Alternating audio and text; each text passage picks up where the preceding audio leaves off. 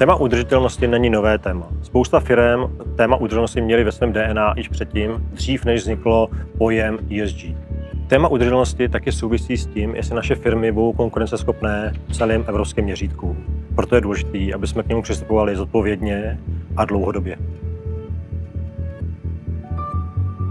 Téma udržitelnost pro každou firmu v České republice, ať už je lokální nebo je nadnárodní, znamená to, jak se firma a její zaměstnanci budou chovat k naší planetě a k novému business modelu, který udržitelnost teďka je více akcentované, než bylo v minulosti.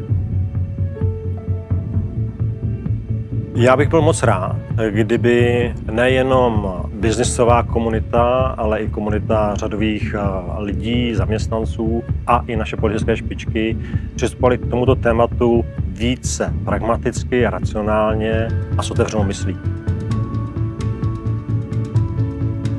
My jsme založili tohleto sdružení, tuto asociaci z důvodu, aby jsme přístupnili téma udržitelnosti a redukce uhlíkové stopy širší veřejnosti, aby jsme motivovali biznesovou komunitu k tomu, že tohle téma je důležité a aby jsme to téma zličtili jako takové.